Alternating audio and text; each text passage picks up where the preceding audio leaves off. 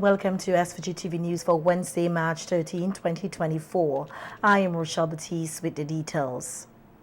A group of 30 people from the diaspora who form part of the European Royal Delegation is here in SVG for a week to participate in a number of activities being held in observance of the National Heroes Day celebrations. A member of the group, Frida Polino Sedorf, explains why they call themselves the European Royal Delegation, which was formed a few years ago. I was given my title by King Ga II based on my naming ceremony that took place in December of 2021 in Cameroon at the Bankim Palace. My mother's bloodline is Tikar, which is of a royal connection. My father is of the Akan, also of royal bloodlines. And so when I speak, I am speaking of a place, from a place of comfort where I am aware of who I am. And so if Angela is my cousin, if my ancestors, if the Garifuna culture intermarried here, then it means that my brothers and sisters on the ground are also of royal blood. And so it's empowering to take ownership of who we are as Garifuna, as Garinago.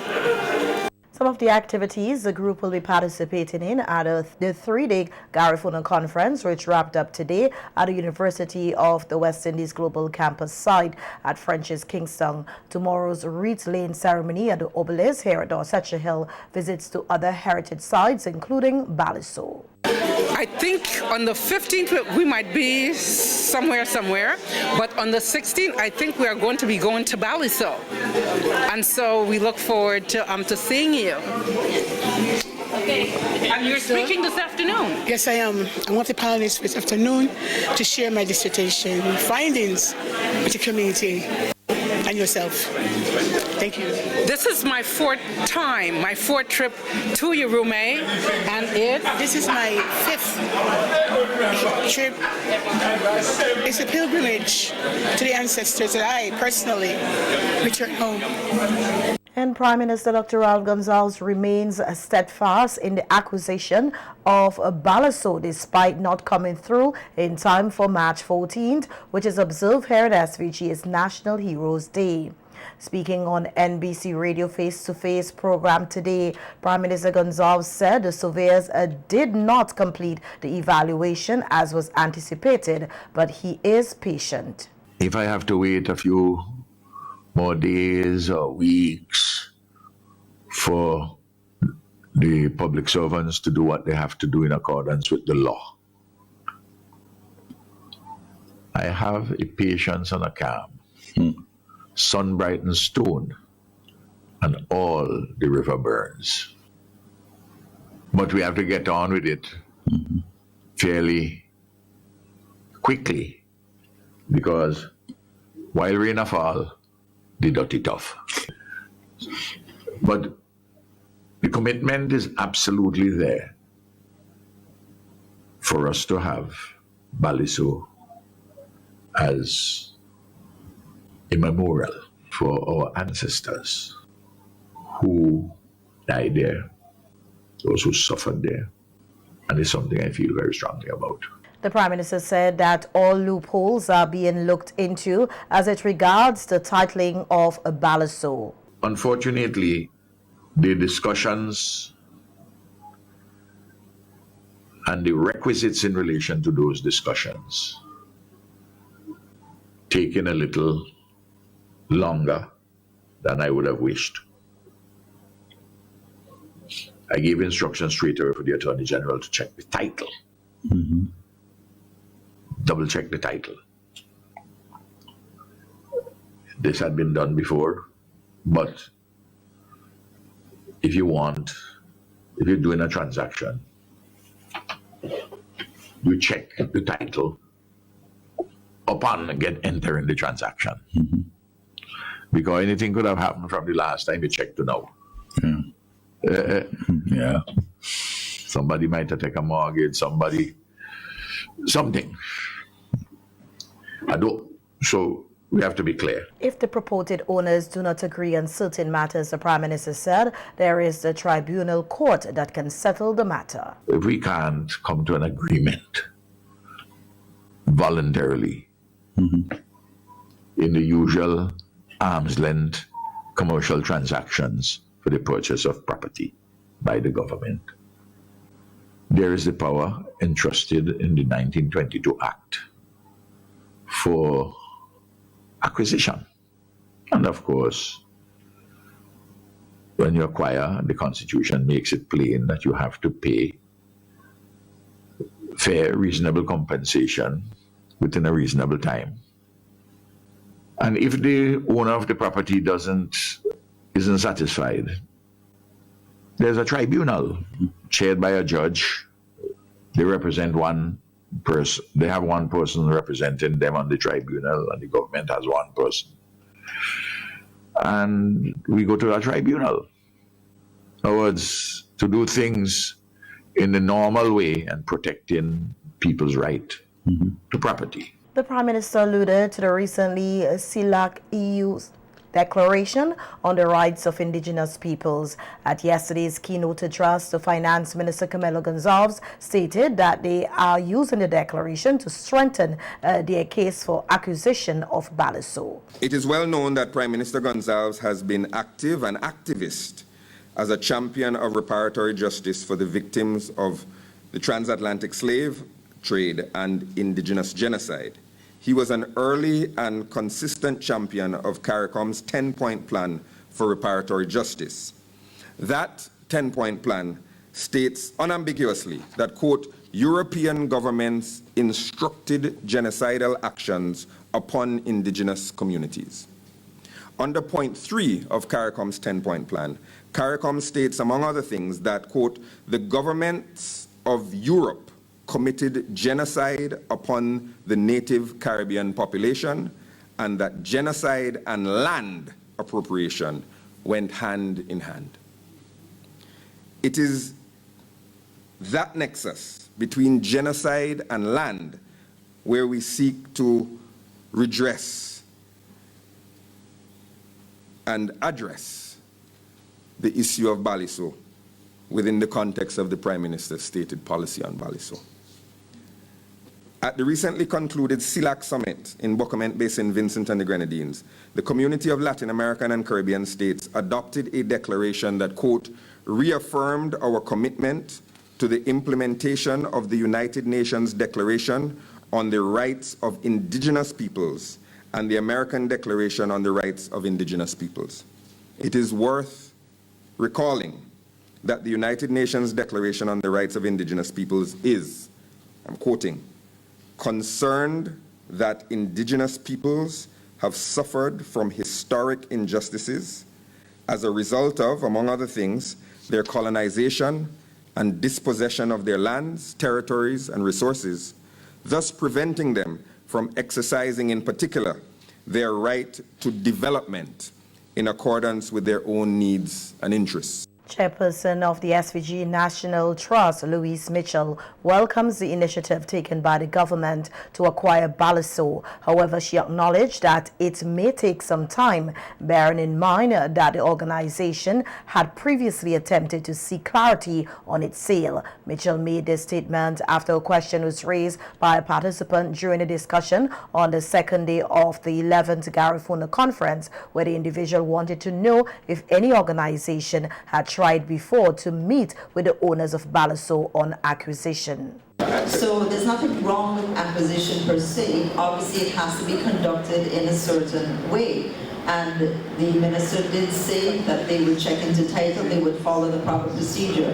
When the Tobago Keys was acquired, the American owner wasn't happy about it. It took the government of St. Vincent to an international tribunal where they had years of negotiation. It's called the Multinational Investment Guarantee Agency. St. Vincent went before them, and for years we fought until a price was arrived at. So similarly, the acquisition may take years. So the pledge of the government to acquire, there's nothing wrong with that. And I am saying once again, as chairperson of the National Trust, I approached the purported owner for the purported owners of Baliceaux. We tried to engage them in a discussion because the National Trust 10 years ago or more wanted to push for the Declaration of National Heritage. They told us adamantly, right, Ms. Hamilton, they were not interested in negotiating or having discussions with us. So we did, an organization, not the Garifuna, but we as the trust approached them. We got nowhere. I welcome the decision by the government to consider acquisition. The Greg's community, known for its rich culture and heritage, will for another year have a packed day of activities for Heroes Day Festival tomorrow, Thursday, March 14th, 2024. According to the president of the Greg's Garifuna Council, John Nero, they already hosted 5 days of activities leading up to the big day tomorrow, which promises everything Garifuna. So we've already launched on the 9th of March and I've already completed 5 days. Today is the 5th day and we'll culminate this evening with a karaoke. Tomorrow, March 14th, will feature the village already being opened, breakfast being available at the several huts. The huts will be named after patriarchs and matriarchs who have made their contributions to our community historically, and even those that have recently passed and transitioned to be with their ancestors. A wide variety of cuisines will be available at the huts throughout the day.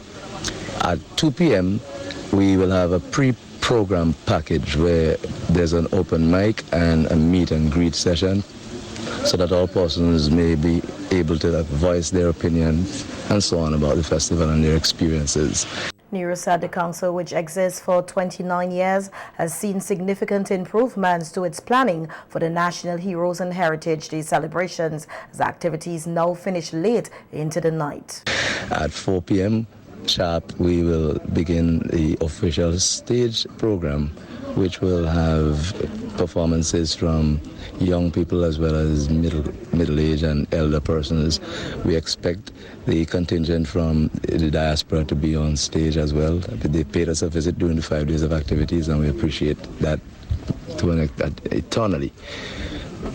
We have officials as well who will deliver remarks and speeches, and the officials will deliver their remarks. We will end the entire program in the night, where we expect a contingent or the delegation from Fancy, those that would have gone to the obelisk and would have journeyed to Fancy, they will end up in Greg's with the Consular General.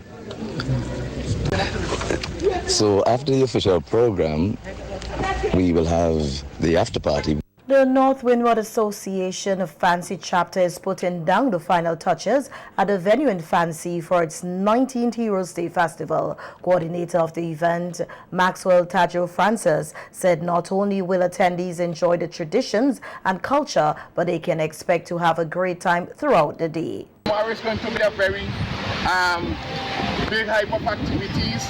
Of course, the cultural package, which will start at 2 p.m. We're going to have a lot of different cultural presentations. We have a number of the best artists here in St. Vincent and the Grenadines, the likes of Fireman Hooper, Chanel Mackenzie, Fire Empress, Chirali, and Hans John. They're going to be here. We are expecting the sound system to be in a little later this afternoon.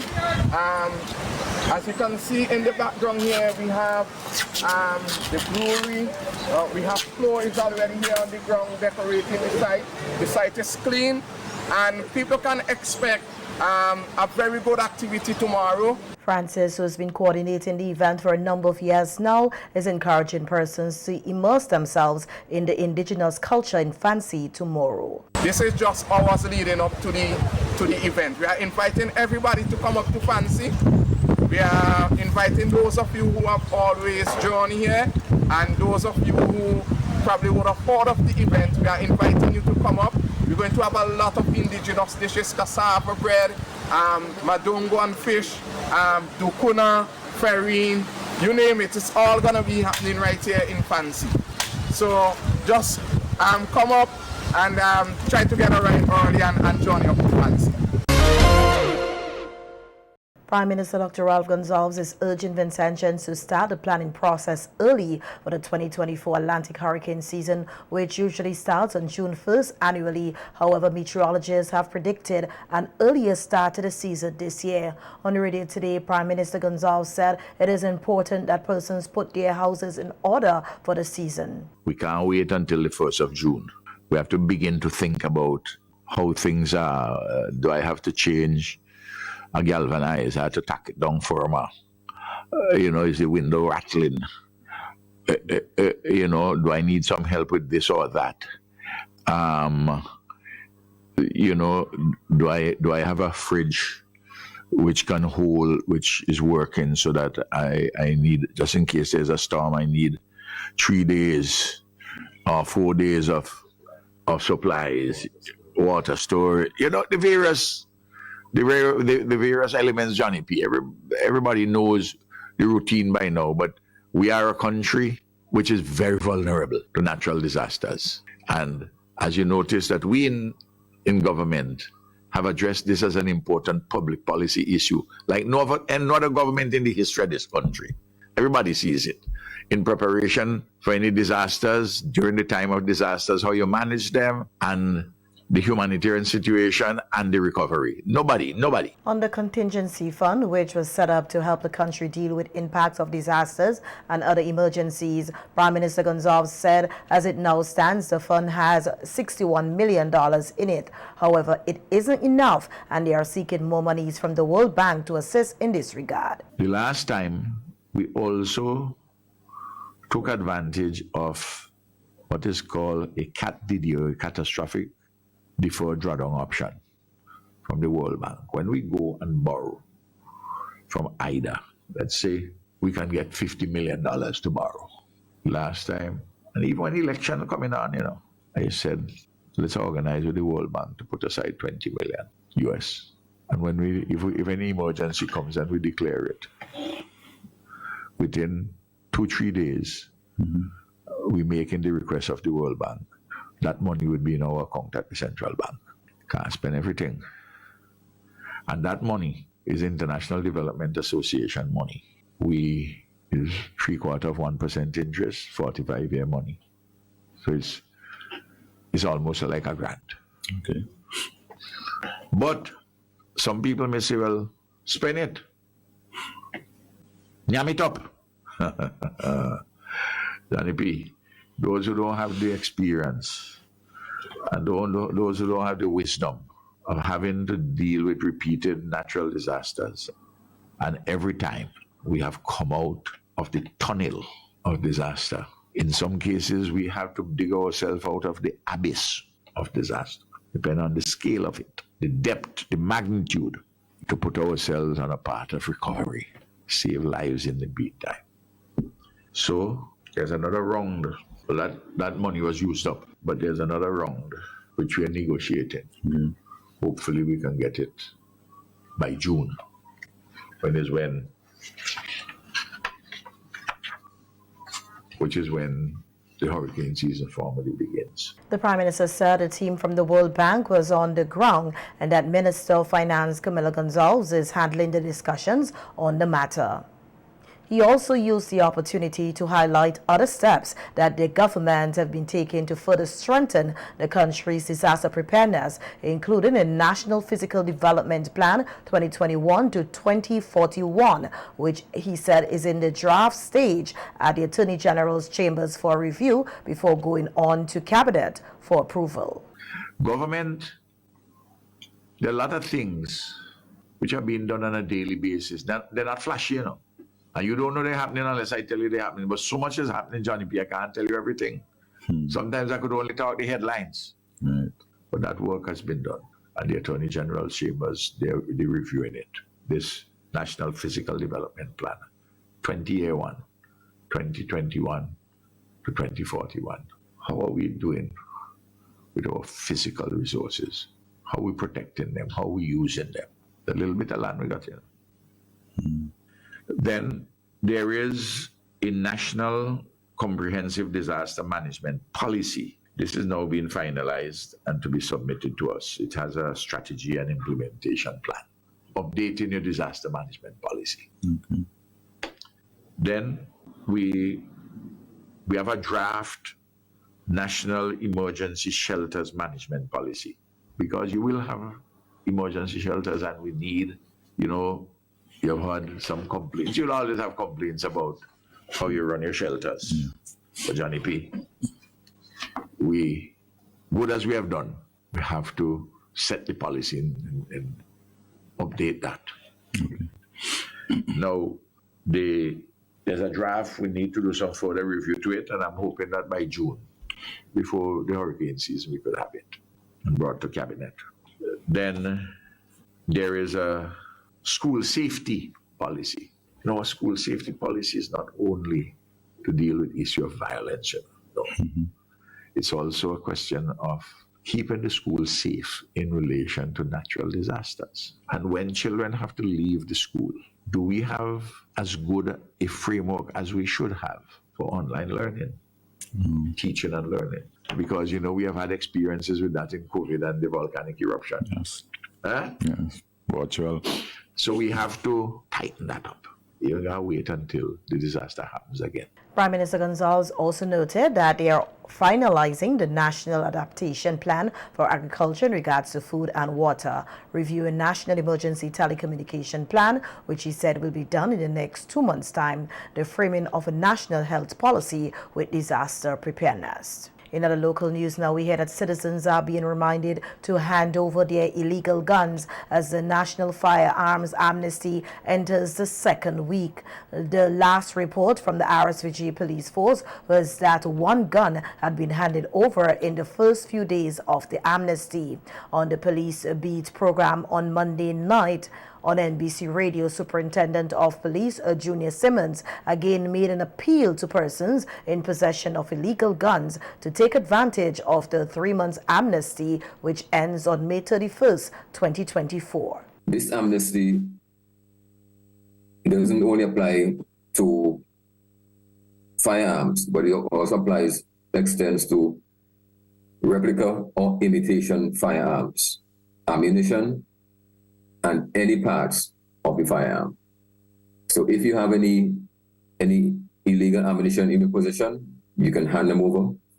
If you have a part of a firearm, whether it is the bolt or the trigger or the magazine, that is also classified as a firearm, so you can hand it in as well.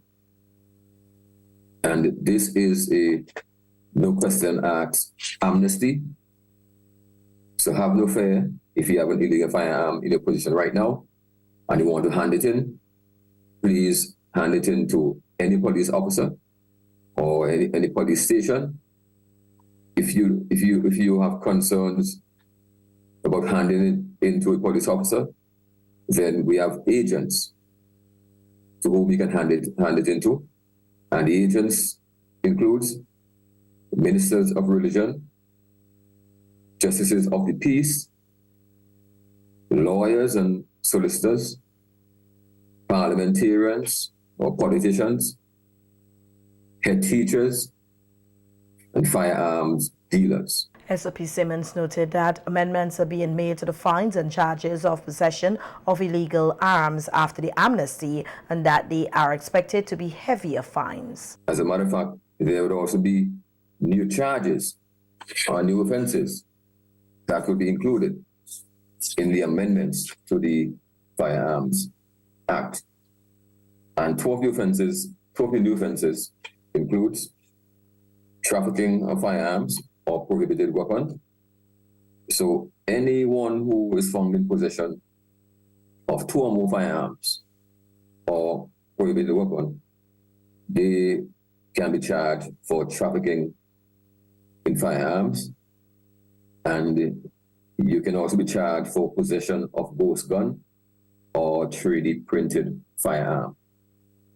and the fine and the term of imprisonment would also increase after the amendment.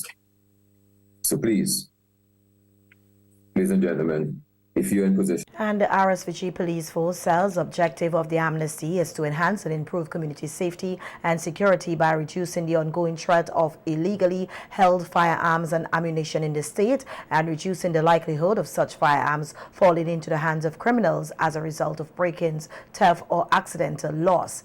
Meanwhile, in a news release today, the RSVG Police Force says it has expanded its walkabouts and town hall meetings in the communities of St. Vincent and Grenadines. It says the main goals of the activities include, but are not limited to, 1, build a closer working relationship between the police and the public, 2, engage the public on matters relating to crime prevention, safety and security, public order, the national firearms amnesty, 3, solicit recommendations about ways in which the police and the public can work together to curb incidents of crime and create safer communities. In addition, the RSVG Police Force says it will sensitize residents about the National Firearms Amnesty, which seeks to give persons the opportunity to surrender illegal firearms in their possession to the RSVG Police Force and other authorized agents, including ministers of religion, justices of peace, attorneys at law, members of the House of Assembly, and the holder of a firearm dealer's license without being arrested, charged, or prosecuted.